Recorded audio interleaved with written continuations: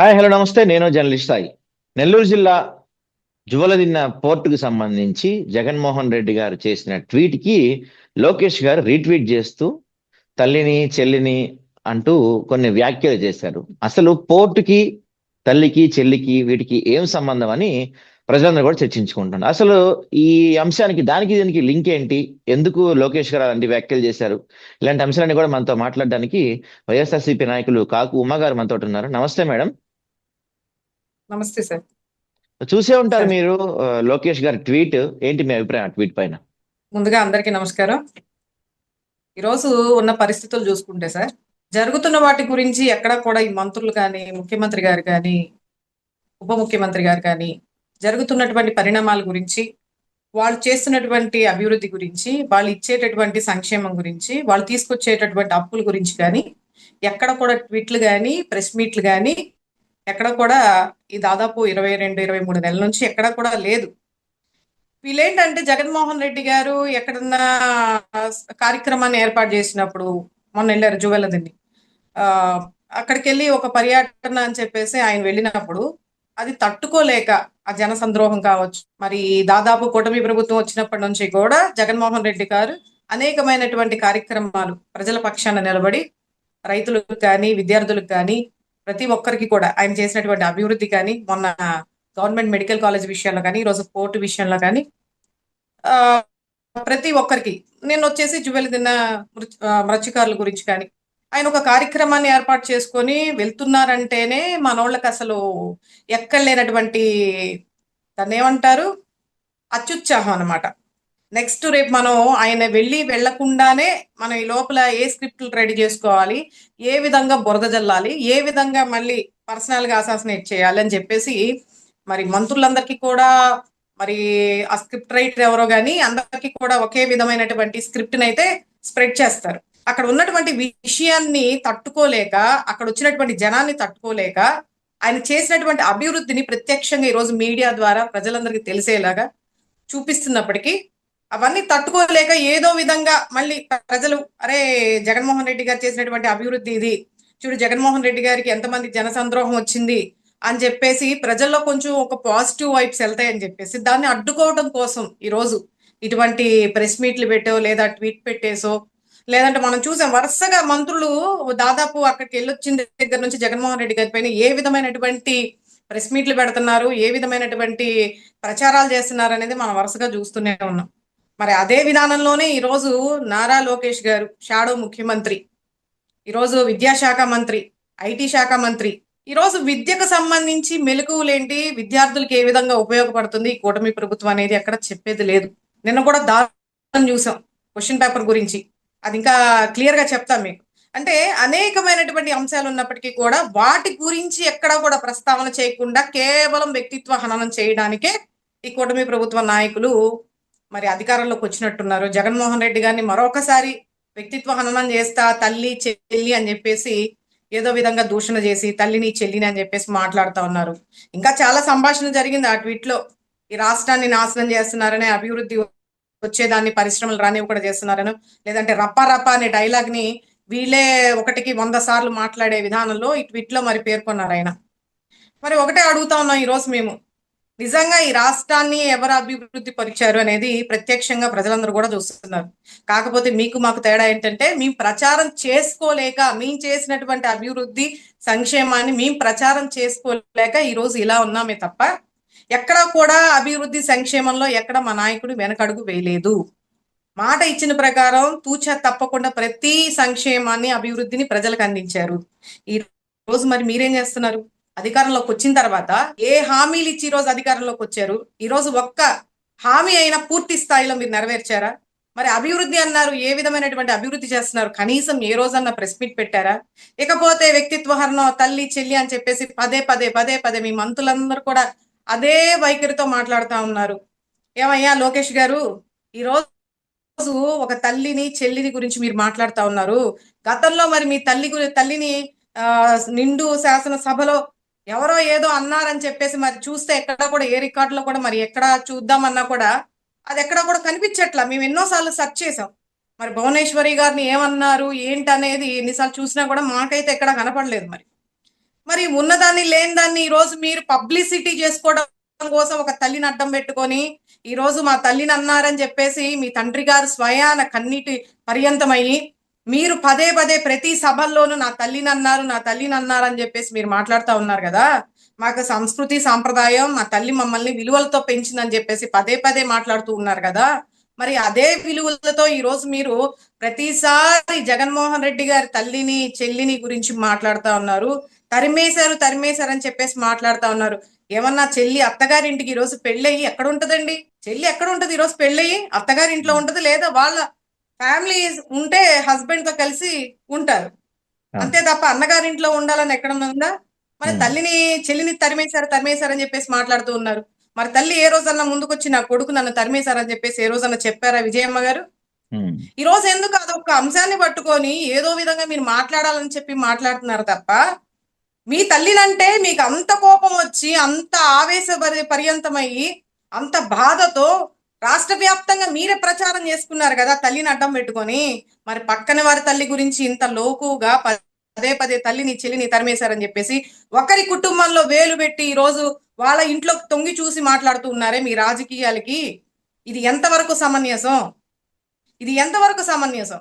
ఈ రోజు విజయమ్మ గారు ఏనాడు కూడా ఆయన జగన్మోహన్ రెడ్డి గారి కుమారుడైనటువంటి ఆయన గురించి ఏ రోజు తప్పుగా మాట్లాడలే. ఏ రోజు ఆయనకి నాకు ఇటువంటి గొడవలైనా కానీ ఏ రోజు కూడా చెప్పలేదు. మరి ఎక్కడన్నా మనం చూసే ఉంటాం, ఏ కార్యక్రమాలు జరిగినా సరే కొడుకుని హద్దుకొని మరి ముద్దాడడం అనేది మనందరం మన కళ్ళతోనే చూసాం ఎన్నోసార్లు. నిజంగా ఒక కొడుకు తల్లిని తరిమేస్తే అటువంటి బాంధవ్యం అనేది వాళ్ళిద్దరి మధ్య ఉంటుందా? కనీసం మొహమొహాలు చూసుకోవడానికి కూడా ఇష్టపడరు కదా. మరి ఏ విధంగా ఈ రోజు మీరు కల్పితాలని పదే పదే తల్లి చెల్లి అని ఈ అంశాన్ని ఎన్నిసార్లు మీరు రాజకీయంగా వాడుకుంటారు?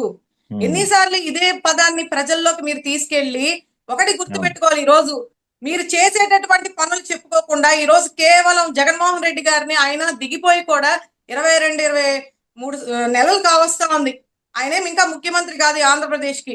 ఈ రోజు ముఖ్యమంత్రిగా ఉన్నటువంటి ముగ్గురు నారా లోకేష్ గారు, చంద్రబాబు నాయుడు గారు, పవన్ కళ్యాణ్ గారు ముగ్గురు ముఖ్యమంత్రులుగా ఉన్నారు ఈ రోజు. మరి అదే అర్థం. ఎందుకంటే ఈ రోజు ఏ విధంగా ప్రవర్తిస్తున్నారు అనేది మనం అందరం కూడా చూస్తా ఉన్నాం. ఆయన దిగిపోయి ఇన్ని నెలలు అవుతున్నా సరే ఇంకా ఆయన మీద పడి ఏడవడం, పొద్దున్న లెగిస్తే ఆయన గురించి మాట్లాడడం, పొద్దున్న లెగిస్తే ప్రెస్ మీట్ పెట్టారంటే ఖచ్చితంగా జగన్మోహన్ రెడ్డి గారు ఫ్యామిలీ ఉంటుంది, లేదా వైఎస్ఆర్సీపీ పార్టీ అండ్ శ్రేణుల గురించి ఉంటుంది. ఎందుకు మీకు అంత భయం? 11 స్థానాలే కదా మాకు వచ్చింది. ఎందుకు మీకు అంత భయం? 11 స్థానాలు వచ్చినటువంటి మా గురించి ఎందుకు ప్రతినిత్యం 164 స్థానాలు వచ్చినటువంటి మీరెందుకు పదే పదే మంత్ర జపం చేస్తా ఉన్నారు? ఈ రోజు మీరు చేయవలసింది ఏంటి? ఈ రాష్ట్రానికి ఇవ్వవలసింది ఏంటి? ఇవన్నీ కూడా పక్కన పెట్టేసి కేవలం డైవర్షన్ చేసుకుంటా ప్రతిసారి వ్యక్తిత్వ హననం చేస్తా ఉంటే ప్రజలు కూడా చూస్తూ ఊరుకోరు. ముఖ్యంగా మా వైసీపీ శ్రేణులు అయితే చూస్తూ ఊరుకో. ఇదే అంశంలో నారా లోకేష్ గారు గౌరవంగా కొంచెం మర్యాదగా మాట్లాడితే, విషయం గురించి మాట్లాడితే ఏదైనా మాట్లాడడానికి మాకు కూడా సబ్జెక్ట్ ఉంటుంది. మీరేం మాట్లాడకుండా ప్రతిసారి అదే చెప్తా ఉంటే మేము ఎన్నిసార్లు గడ్డి పెట్టాలి? ఇదే అంశంలో మంత్రి రామనారాయణ రెడ్డి గారు కూడా మాట్లాడుతూ, మా చంద్రబాబు నాయుడు గారి స్థాయి 124 సీట్లు, మీ స్థాయి 11 సీట్లే, మీరెంత, మీ స్థాయి అంతా, మీరు మా గురించి మాట్లాడే వాళ్ళ అనే స్థాయిలో ఆయన కూడా వ్యాఖ్యలు చేశారు. అవును, చూశాను. ఆ ప్రెస్ మీట్ కూడా చూశాను.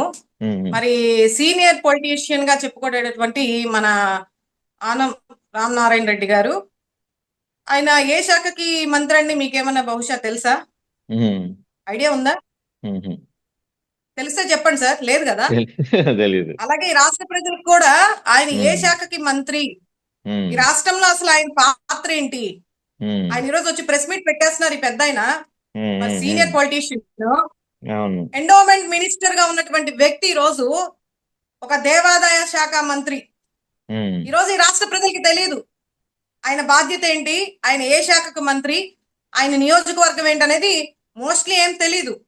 ఏదో వస్తున్నారు పెద్ద ఆయన కదా, ఏదో ప్రెస్ మీట్ పెట్టి మాట్లాడుతున్నారులే అని అనుకుంటున్నారు. కానీ ఈ రోజు దేవాదాయ శాఖ మంత్రిగా ఉన్నటువంటి ఈయన ఏనాడైనా 22 నెలలుగా ఏనాడైనా ఈ రాష్ట్రంలో ఉన్నటువంటి మరి దేవాలయాలు ఏ విధంగా కూలుస్తున్నారు, ఏ విధంగా దేవాలయాల్లో ప్రజలు వెళ్తా ఉంటే, దర్శనానికని వెళ్తా ఉంటే ఏకంగా దైవ దర్శనం అంటే దేవుడి దగ్గరికే వెళ్ళిపోయినటువంటి పరిస్థితులు ఎన్ని దాఖలాలు ఉన్నాయి? ఉమ్, ఏ రోజన్నా దానికి సంబంధించి మీడియా ముందుకొచ్చి ప్రెస్ మీట్ పెట్టి మరి ప్రజలకి రక్షణ భద్రత కల్పిస్తాము, ఫలానా కార్యక్రమానికి మరి గుళ్ళల్లో జరిగేటటువంటి పెద్ద పెద్ద తిరుమల తిరుపతి దేవస్థానంలో చనిపోయినటువంటి సందర్భం మనం చూసాం కదా, వైకుంఠ ఏకాదశి నాడు 8 మంది చనిపోయారు తొక్కిసలాట్లో. ఉమ్, అలాగే అనేకమైనటువంటి ఈ రాష్ట్రంలో ఎంత దౌర్భాగ్యం అంటే ఎన్నడూ చూడని విధంగా భక్తులు ఈ రోజు తొక్కిసలాట్ల చనిపోవటం అనేది నిజంగా ఎంత దురదృష్టకరం అనేది మనం అందరం చూసాం. వాటి గురించి ఏ రోజైనా కట్టుదిట్టమైనటువంటి చర్యలు తీసుకుంటామని కానీ, భక్తులకి ఇలా నష్టం కలిగినందుకు క్షమాపణ చెప్పడం కానీ, లేదా దేవాదాయ శాఖ మంత్రిగా ఈయన ఏ విధంగా ముందు ఆలోచనలు ముందు చర్యలు తీసుకోబోతున్నామని కానీ ఒక కార్యక్రమం ఏర్పాటుకై ఏనాడన్నా ప్రెస్ మీట్ పెట్టారా అండి? ఏ రోజన్నా ప్రజల గురించి మాట్లాడారా? మరి పెద్ద ఆయన ఈ రోజు వచ్చేసి జగన్మోహన్ రెడ్డి గారి గురించి మాట్లాడడానికి 94% మాకు స్ట్రైక్ రేట్ ఉంది, మేము 164 స్థానాలని కైవసం చేసుకున్నాం, అటువంటి చంద్రబాబు నాయుడు గాని అనేటటువంటి స్థాయి జగన్మోహన్ రెడ్డి అని చెప్పేసి మాట్లాడుతూ ఉన్నారు. మీ నాయకుడు చెప్పారు అసెంబ్లీలో, డిప్యూటీ సీఎం గారు ఆయన నోటి వెంటదా ఆయనే చెప్పారు. పవన్ కళ్యాణ్ గారు ఏమని చెప్పారండి? వీళ్ళు 11 మంది ఉన్నా 1100 మందితో సమానం అని చెప్పేసి ఆయనే చెప్పారు. మీరు వినలేదా ఆ రోజు? మీరు లేరా అక్కడ? అయినా సరే ఈ రోజు ఏదో మాట్లాడాలని చెప్పేసి ప్రెస్ మీట్ పెట్టి మరి ఏది పడితే అది మాట్లాడతా, ఒక మాజీ ముఖ్యమంత్రి అని లేకుండా ఆయన ఒక స్థాయి గురించి ఆయన గుర్తు చేస్తా ఉన్నారు. గతంలో ఈయన గారి చర్య చూస్తే గనక సస్పెండ్ అయినటువంటి దాఖలాలు ఈయనవి. వైఎస్ఆర్ కాంగ్రెస్ పార్టీలో ఉండి మరి దాన్ని ఏమంటారంటే విశ్వాసం లేనటువంటి సంథింగ్, విశ్వాసం లేనటువంటి ఒక వ్యక్తిగా కొనసాగినటువంటి ఈయన సస్పెండ్ అయినటువంటి దాఖలాలు ఉన్నాయి. మరి అటువంటి వ్యక్తి ఈ రోజు కావాలని పనిగట్టుకొని మరి పెద్ద ఆయన పెద్దవారిలాగా మాట్లాడాలి కదా, వయసులో పెద్దవారు, అనుభవంలో పెద్దవారు, ఎన్నో చూసొచ్చారు. ఈ రోజు నువ్వెంత, నీ స్థాయి ఎంత అని చెప్పేసి అదే పార్టీలో ఉన్నటువంటి మీరు ఈ రోజు ఏదో పక్క పార్టీలోకి వెళ్ళినంత మాత్రాన ఏది పడితే అది మాట్లాడతారా? పబ్జీలు ఆడుకుంటాడు జగన్మోహన్ రెడ్డి కర్ణాటకలో ఉండి అంటే, చంద్రబాబు నాయుడు గారు ఏమన్నా ఏపీలో ఉంటున్నారా? ఆయన ఎక్కడ ఉంటున్నారు? పొద్దున్నేస్తే వారానికి 3 రోజులు ఎక్కడ ఉంటున్నారు? నారా లోకేష్ గారు కానీ, చంద్రబాబు నాయుడు గారు కానీ, డిప్యూటీ సీఎం గానీ ఎక్కడ ఉంటున్నారు? తెలంగాణలోను కదా. ఈ రాష్ట్రానికి ముఖ్యమంత్రి ఎవరండి? జగన్మోహన్ రెడ్డి గారా లేదంటే చంద్రబాబు నాయుడు గారా? ఎవరుండి ఇక్కడ పరిపాలన చేయాలి? ఆంధ్రప్రదేశ్ కి రాష్ట్ర ముఖ్యమంత్రిగా ఉన్నటువంటి వ్యక్తి చంద్రబాబు నాయుడు గారు. ఈయన ఆంధ్రప్రదేశ్ లో ఉండాలి కానీ వారానికి 3 రోజులు తెలంగాణలో ఉండడం ఏంటండి? జగన్మోహన్ రెడ్డి గారేమి రాష్ట్రానికి ముఖ్యమంత్రి కాదు కదా, ఇక్కడ ఉండి చేయడానికి. ఆయనకు ఉన్నటువంటి పర్సనల్ విషయాలపైన, కొన్ని వ్యాపార సంబంధాల పైన వెళ్తూ ఉంటారు, తప్పే ఉంది. ఏం ఆయన ముఖ్యమంత్రిగా ఉన్నప్పుడు ఏమి ఆంధ్రప్రదేశ్ వదిలేసి ఎక్కడికి వెళ్ళలేదే జగన్మోహన్ రెడ్డి గారు? మరి ఈ రోజు మీరు వారానికి 3 సార్లు ఎందుకు వెళ్తున్నారు? దీన్ని అదొక ప్రశ్నలాగా కర్ణాటక బంగ్లాలో కూర్చొని పబ్జీలు ఆడుకుంటున్నారు, పబ్జీలు ఆడుకునేవాడు ఆడుకో అని చెప్పేసి ఈ పెద్ద ఆయన మాట్లాడుతూ ఉంటే చాలా విచిత్రం అనిపిస్తా ఉంది. పబ్జీలు ఆడుతున్నారంటే మీరేమన్నా వెళ్ళి వాళ్ళ ఇంట్లో తొంగి చూసారా? మీరందరూ ఏమన్నా ఇంట్లో ఏమన్నా జగన్మోహన్ రెడ్డి గారి ఇంట్లో ఏమన్నా పాలేరు పనులు ఏమన్నా చేశారా? ఎందుకు ఈ సొంత కల్పితాలు, ఎందుకు ఈ తప్పుడు ప్రచారాలు, ఎందుకు ఈ విష ప్రచారాలు చేస్తా జగన్మోహన్ రెడ్డి గారిని, వారి కుటుంబాన్ని, వారి పార్టీని, పార్టీ శ్రేణుల్ని ఎందుకు ఇంత రోడ్డుకు లాగుతా ఉన్నారు? నిజాలు మాట్లాడండి అయ్యా, వాస్తవాలు మాట్లాడండి. మీ యొక్క ఉనికిని మీరే తగ్గించుకుంటున్నారు. ఈ రోజు ఏది పడితే అది మాట్లాడేస్తా పబ్జీలు ఆడుతున్నారు బెంగళూరులో కూర్చొని అని చెప్పేసి మీరు మాట్లాడుతూ ఉన్నారు. దానికి మేము ఇలాగే మాట్లాడాల్సి వస్తుంది. మరి ఆడుతున్నారంటే మీరేం దగ్గర ఉన్నారా, లేదా వాళ్ళ ఇంట్లో ఏమన్నా పని చేసుకుంటే పనోళ్ళలాగా, పాలేరులాగా, లేదంటే కార్ డ్రైవర్లా, లేదంటే బాత్రూమ్ కడిగే పనివాళ్ళ? కాబట్టి మీ యొక్క హుందాతనాన్ని, పెద్దరికాన్ని నిలుపుకునే విధంగా మాట్లాడకుండా ఈ రోజు ఏది పడితే అది మాట్లాడుతూ ఉన్నారు. ఒకళ్ళు కాదండి, ఈ రోజు వరుసగా మొన్న చూస్తే వంగల్పూడి అనిత, పాయికారావుపేట ఎమ్మెల్యే వినుంటారు కదా, ఆవిడ మాట్లాడతారు జగన్మోహన్ రెడ్డి గారి పార్టీ గొడ్డలు పెట్టుకోవాలి, సైకో, కామెడీ సైకో అట ఆవిడ మాట్లాడడం. వీళ్ళ పదవులన్నీ కూడా, ఈ మంత్రిత్వ శాఖలన్నీ కూడా కేవలం జగన్మోహన్ రెడ్డి గారి గురించి విమర్శించడానికే కనిపిస్తుంది తప్ప ప్రజలు కూడా నిజంగా అర్థం చేసుకోవాలి. వీళ్ళు మాట్లాడే విధానం కానీ, వీళ్ళు దేని గురించి తపన పడుతున్నారు, తాపత్రయ పడుతున్నారు అనేది కూడా ప్రజలు అర్థం చేసుకుంటే బాగుంటది.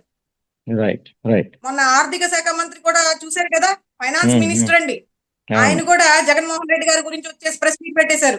మీ ఉమ్, స్థాయి ఎంత, మీరెంత, జగన్మోహన్ రెడ్డి అని చెప్పేసి మాట్లాడుతూ ఉన్నారు. వీళ్ళు మళ్ళీ మంత్రులట, ఉమ్, స్థాయి గురించి మాట్లాడుతూ ఉన్నారు. ఆయన శాఖ ఉమ్, ఏంటండి? Finance minister. ఈ రాష్ట్రానికి తెలుసా ప్రజలకి? ఉమ్, ఏనాడన్నా బడ్జెట్ గురించి క్లియర్ గా చెప్పారా? మన రాష్ట్ర బడ్జెట్ గురించి. మన రాష్ట్రానికి ఇప్పుడు 22 నెలలుగా 350 కోట్లు అప్పు చేశారు.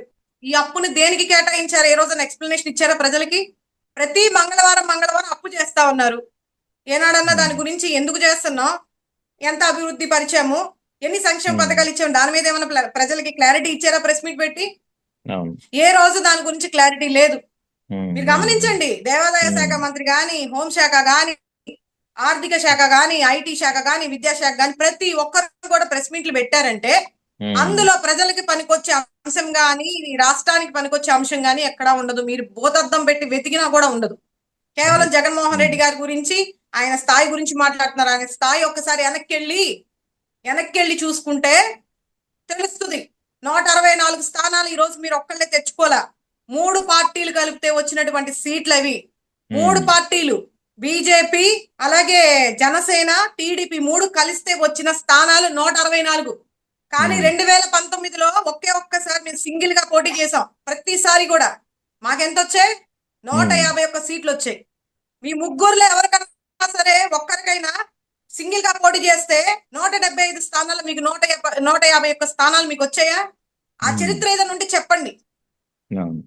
అంతే తప్ప ముగ్గురు కలిసి పోటీ చేస్తే ఒక్కడిని ఓడించడానికి ముగ్గురు కలిసి పోటీ చేసి ఈ రోజు 164 సీట్లు వచ్చేసాయి. మాకు ఇంత ఉంది, మాకు స్ట్రైక్ రేట్ ఎంత ఉంది, 94% ఉందని. మీ స్ట్రైక్ రేట్ ఎలా వచ్చిందో, ఎందుకు వచ్చిందో అందరికీ తెలుసు. సాయంత్రం 6 గంటల నుంచి అర్ధరాత్రి 1 గంట వరకు పోలింగ్ అయిందంటే 3500 పోలింగ్ బూతుల్లో ఓట్లు పోలే అంటేనే దాని అర్థం ఏంటనేది అందరికీ తెలుసు. ఈ రాష్ట్ర ప్రజలకి ఈవీఎం ట్యాంపరింగ్ చేసి ఈవీఎం మిషన్లు ఏ విధంగా మారాయి అనేది కూడా అందరికీ తెలుసు. మరి 20 లక్షల ఓట్లు ఏ విధంగా గల్లంతైనాయి అనేది కూడా అందరికీ తెలిసిన విషయమే. కాబట్టి వీటి గురించి కూడా స్పందించండి. ఇన్ని మాట్లాడుతున్నారు కదా, ఈవీఎంల గురించి కూడా మీ మీద ఆరోపణలు వస్తూ ఉన్నాయి. ఈ రోజు ఆధారాలతో, రుజువులతో ప్రతి ఒక్కరు కూడా మాట్లాడుతున్నారు. దాని గురించి ప్రెస్ మీట్ పెట్టి మీరు, మీ నాయకులందరూ కూడా దానికి వివరణ ఇవ్వండి, మేము కాదని చెప్పి. సో నేనేం చెప్తున్నానంటే ప్రతిసారి కూడా మాది ఇంత 164 ఇవి కాదు మీరు చెప్పేది. ఈ రాష్ట్రానికి ఉపయోగపడి చెప్పండి, మేము కూడా దానికి బదులు ఇవ్వాలో ఇస్తాం. రైట్ అండి, రైట్. దీంతో పాటుగా మనం ఇందాక డిబేట్ లో ముందు మీరు మాట్లాడుతూ ఈ ఎగ్జామ్ పేపర్ లో 7th క్లాస్ పిల్లల తెలుగు పేపర్ లో క్వశ్చన్ తిరుమల లడ్డు గురించి వచ్చింది. అంటే చిన్న పిల్లలకి అలాంటి క్వశ్చన్స్ అవసరం అంటారా? వీళ్ళు రాజకీయం కోసం ఇప్పటిదాకా ప్రతి ఒక్కరిని కూడా, అంటే మహిళల్ని అడ్డం పెట్టుకొని చిల్లర రాజకీయాలు చేస్తున్నారు. ఇప్పుడు చివరికి ఏంటంటే చిన్న పిల్లల దగ్గర కూడా వీళ్ళ రాజకీయాల కోసం చిన్న పిల్లల్ని కూడా, బడిలో చదువుకునేటటువంటి పిల్లలకు కూడా అసలు రాజకీయం అంటే ఏంటో తెలియనటువంటి పిల్లల దగ్గర కూడా ఈ రోజు వీళ్ళ స్వార్థం కోసం గవర్నమెంట్ వీళ్ళదే కదా అని చెప్పేసేసి వీళ్ళ ఇష్టానుసారంగా నిన్న 7th class Telugu question paper లో వచ్చింది ఒక క్వశ్చన్. ఏంటంటే అది లడ్డూలో కల్తీ జరిగిందనేది యథార్థం, వాస్తవం వెలికి తీయాలి, ఇందులో సమానార్థ పదాలు చూస్ చేయండి అని చెప్పేసి ఒక క్వశ్చన్ ఇచ్చారు. అసలు చూడండి, లడ్డూలో కల్తీ జరిగింది అనేది యథార్థం అనేసి వీళ్ళే ఫిక్స్ చేసి చెప్పేస్తున్నారు. కోర్టులు అవసరంలా మనకి. కోర్టులు కానీ, సిట్ కానీ, సిబిఐ కానీ, సుప్రీం కోర్టు ఏది అవసరంలా మనకి. మనమే జడ్జి, మనమే లా అండ్ ఆర్డర్ అన్ని మన చేతిలోనే ఉన్నాయి కదా. సో ఈ రోజు ప్రతి ఒక్క చట్టాన్ని కూడా వీళ్ళ చేతిలోకి తీసుకొని ఎంతగా రాజకీయం చేస్తున్నారంటే పిల్లలు చదువుకునే పాఠాల్లో కూడా, ఎగ్జామ్ లో కూడా ఇటువంటి ప్రశ్న ఇచ్చారంటే ఎంత నీచమైనటువంటి ప్రక్రియ అనేది మనం అర్థం చేసుకోవాలి. అందులో చాయిస్ కింద 4 ఇచ్చారండి, ABCD అని. లడ్డూ కల్తీ ఏ, పిల్లలకి చాయిస్ అందులో ఏది కరెక్ట్ ఆన్సర్ చేయమని. బి వచ్చేసి వెలికి జరిగింది, సి వచ్చేసి యథార్థం వాస్తవం, డి వచ్చేసి కల్తీ వాస్తవం. ఇందులో రైట్ ఆన్సర్ ఏంటో తెలుసా అండి? సి, యథార్థం వాస్తవం. ఇది రైట్ ఆన్సర్. వాళ్ళు క్వశ్చన్ ఇచ్చి, అంటే పిల్లల్లో కూడా విష బీజాలను నాటుతూ ఒక విధమైనటువంటి, అంటే దైవానికి సంబంధించి ఎంతో ప్రతిష్టాత్మకమైనటువంటి మన తిరుమల తిరుపతి దేవస్థానం గురించి పిల్లల్లో కూడా ఒక విష బీజాన్ని నాటే విధంగా ఈ రోజు లడ్డూలో కల్తీ జరిగిందని చెప్పేసి వీళ్ళే ఫిక్స్ చేసి చెప్పేస్తున్నారంటే వీళ్ళ యొక్క చిల్లర రాజకీయం ఇంతకైనా అంటే నీచమైనటువంటి ప్రక్రియ ఇంకేది ఉండదనేది ఈ సందర్భంగా నేను చెప్తా ఉన్నాను. ఎందుకంటే కోర్టు వారు చెప్పారు, సిట్టు కూడా చెప్పింది, వీళ్ళు నియమించినటువంటి సిట్టు, సిబిఐ చెప్పింది, సుప్రీంకోర్టు ఏమని చెప్పింది, కల్తీ జరిగిందా లేదా ఇంకా కోర్టులో ఉన్నప్పుడు వీళ్ళే ఫిక్స్ చేసేసి వీళ్ళే దాని గురించి ప్రచారం చేసి పెద్ద ఎత్తున ఏ విధంగా చేస్తున్నారనేది చూడండి. గతంలో జంతువుల కొవ్వు కలిసిందని చెప్పారు, అనిమల్ ఫ్యాట్, పిగ్ ఫ్యాట్, అలాగే ఫిష్ ఆయిల్, బీఫ్ ఫ్యాట్ ఇవన్నీ కలిసినాయి అని చెప్పారు. తీరా చూస్తే అందులో ఎటువంటి ఫ్యాట్ కూడా కలవలేదు అని చెప్పేసి మనకి రిజల్ట్ వచ్చింది. అయినా సరే ఏదో విధంగా విష ప్రచారం తీసుకెళ్లే విధానంలో ఈరోజు పిల్లల్ని కూడా వదలట్లేదు ఈ కూటమి ప్రభుత్వం అనేది చాలా స్పష్టంగా అర్థమవుతుంది. రాబోయే రోజుల్లో మటుకి నిజంగా చెప్తున్నాను సార్, రాబోయే రోజుల్లో మటుకి వీళ్ళు చేసేటటువంటి ఈ హేయమైనటువంటి ప్రక్రియలకి సరైనటువంటి జవాబు అయితే దొరుకుతుంది. ఈరోజు నారా లోకేష్ గారు కావచ్చు, మిగిలినటువంటి మంత్రులు కావచ్చు, మరి ముఖ్యమంత్రి గారు కావచ్చు, మరి వాళ్ళ యొక్క స్థాయిల గురించి ప్రతి దాని గురించి మాట్లాడుతూ ఉన్నారు. ఈ సందర్భంగా అంటే సమయం వచ్చింది కాబట్టి చెప్తా ఉన్నాను. మరి నారా లోకేష్ గారు తెలుసుకోవాల్సింది ఏంటంటే, జగన్మోహన్ రెడ్డి గారి గురించి ప్రతిసారి వ్యక్తిత్వంగా మాట్లాడుతూ మరి ఇలాంటి దేవుని కూడా అడ్డం పెట్టుకొని చివరికి పిల్లల్ని కూడా అడ్డం పెట్టుకొని ఈ రోజు రాజకీయాలు చేస్తా ఉన్నారంటే, ఒక విద్యాశాఖ మంత్రి ఉండి మరి క్వశ్చన్ పేపర్ ఇలాంటి ప్రశ్నలు వస్తున్నాయంటే ఆయన అనుమతి లేకుండా అయితే రాదు. ఒక్కసారి బాబు మీ చరిత్ర అనేది ఒక్కసారి వెనక్కి వెళ్ళి చూసుకుంటే, మీ నాన్నగారి అఫిడవిట్ చెక్ చేసుకుంటే అసలు ఈ రాష్ట్ర ప్రజలు కూడా తెలుసుకోవాల్సింది, 19 క్రిమినల్ కేసు నమోదైనటువంటి వ్యక్తిగా ఈ దేశంలోనే 19 క్రిమినల్ కేసు నమోదైన వ్యక్తిగా ఈ దేశంలోనే 3వ స్థానం చంద్రబాబు నాయుడు గారు. గూగుల్ చేయండి, నేను చెప్పిన మాట అబద్ధం అయితే గూగుల్ చేయండి. 3వ స్థానంలో ఉన్నటువంటి వ్యక్తి మోస్ట్ క్రిమినల్. ఈ రోజు ఒక చిన్న క్రిమినల్ కేసు నమోదైతేనే అతని గవర్నమెంట్ ఎగ్జామ్స్ రాయడానికి కానీ ఎక్కడికన్నా వెళ్ళడానికి కానీ ఎన్నో అనేకమైనటువంటి ఆంక్షలు. అలాగే మరి గురువు గారికి 19 క్రిమినల్ కేసులు ఉంటే ఈయన శిష్యుడైనటువంటి పక్క రాష్ట్ర ముఖ్యమంత్రి, తెలంగాణ ముఖ్యమంత్రి రేవంత్ రెడ్డి గారు అయితే మొట్టమొదటి స్థానంలో ఉన్నారు. అంటే గురువు గారు 2 ఆకులు చదివితే శిష్యుడు ఒక 10 ఆకులు చదివినట్టుగా ఆయన 89 క్రిమినల్ కేసులు ఆయన మీద ఉన్నటువంటి. ఇటువంటి క్రిమినల్స్ ఈ రోజు రాష్ట్రాల్ని పాలిస్తా ముఖ్యమంత్రి హోదాల్లో ఉండి ఈ రోజు ఎదుటి వాళ్ళ గురించి మాట్లాడుతున్నారంటే చాలా అసభ్యంగా ఉంది మాకే. మరి నారా లోకేష్ గారికి అది తెలుసో లేదో ఒకసారి గూగుల్ చేసుకుంటే మీరేంటి, మీ స్థాయి ఏంటి, మీ కుటుంబ వ్యవహారాలు ఏంటి, మీరు చేసినటువంటి ఘనకార్యాలు ఏంటనేది ఈరోజు రాష్ట్ర ప్రజల్లోకి తీసుకెళ్లే ప్రయత్నాలు సాక్ష్యాధారాలతో సహా మా వైఎస్ఆర్ కాంగ్రెస్ పార్టీ ఉంటుంది. మీరు ఇలాగే మాట్లాడండి, ప్రజల కోసం ఏది చేయదు, మీరు ఇలాగే మాట్లాడుతూ ఉండండి. మా దగ్గర నుంచి ప్రతి ఒక్క నిజాన్ని, వాస్తవాల్ని ప్రజల్లోకి తీసుకెళ్లే ప్రయత్నాలు మీరే చేపిస్తున్నారు. రైట్ అండి. కాబట్టి కొంచెం ప్రతి ఒక్కరు కూడా గౌరవంగా ఒళ్ళు దగ్గర పెట్టుకొని మర్యాదగా మాట్లాడితే మేము కూడా చాలా మర్యాదగా నడుచుకుంటాం. అనేకమైనటువంటి హేయమైన పనులకి కేర్ ఆఫ్ అడ్రస్ ఎవరంటే చంద్రబాబు నాయుడు గారు.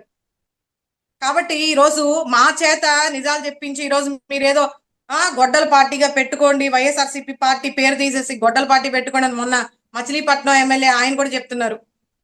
మేము కూడా అనొచ్చు కత్తుల పార్టీ మీది అని చెప్పేసి. గతంలో ఎన్ని జరిగే, వంగవీటి రంగాని అతి దారుణంగా హత్య చేసింది ఎవరు?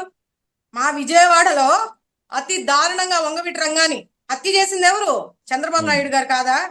మల్లెల బాబ్జీ చావుకి కారణం ఎవరు? ఎన్నున్నాయి. వైఎస్ రాజారెడ్డి గారిని చంపించింది ఎవరు? ఆ హంతకులకి షెల్టర్ ఇచ్చింది ఎవరు? హైదరాబాద్ లో మీరు కాదా? కాబట్టి అనేకమైనటువంటి అంశాలు ఈ రోజు సాక్ష్యాధారాలతో ఏమి తొందర లేదు. మీరు ఇలాగే వ్యక్తిత్వ హననం చేసుకుంటా జగన్మోహన్ రెడ్డి గారి గురించి మాట్లాడుతూ ఉంటే మీ యొక్క చరిత్ర కూడా మీ అందరం కూడా బయటికి తీసుకురావాల్సినటువంటి అవసరం ఎంతైనా ఉందని ఈ సందర్భంగా తెలియజేస్తూ ఉన్నాను. రైట్ అండి. Thank you madam.